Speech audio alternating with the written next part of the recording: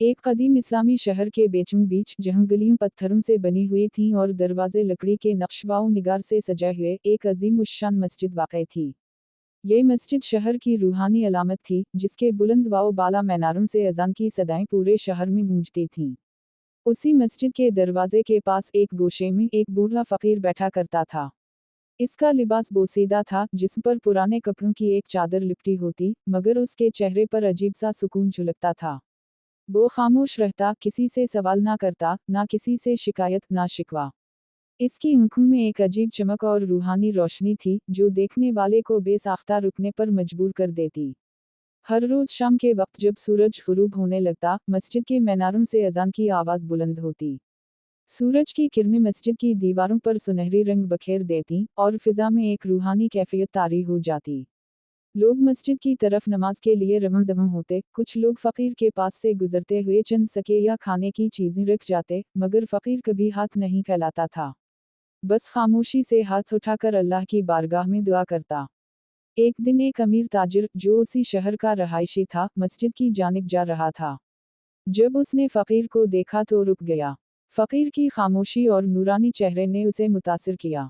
वो कुछ लम्हे खड़ा रहा और फिर झुककर पूछा, बाबा जी, आप हर रोज़ यहाँ बैठते हैं, कुछ मांगते नहीं, बस खामोश रहते हैं।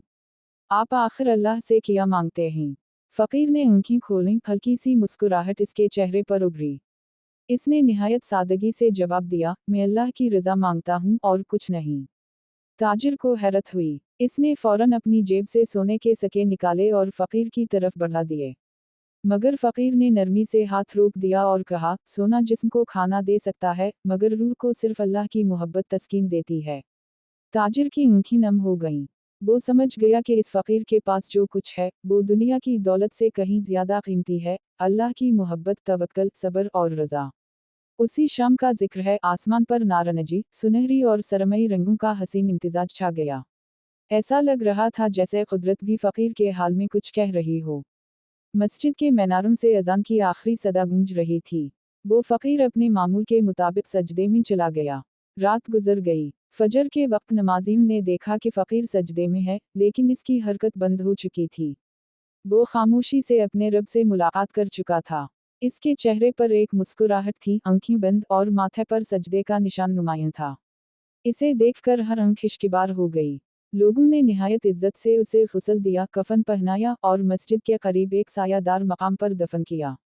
खबर के कतबे पर लिखा गया, ये वो बंदा है जो अल्लाह की रज़ा मांगता रहा, और अल्लाह ने उसे अपनी रज़ा में कबूल कर लिया।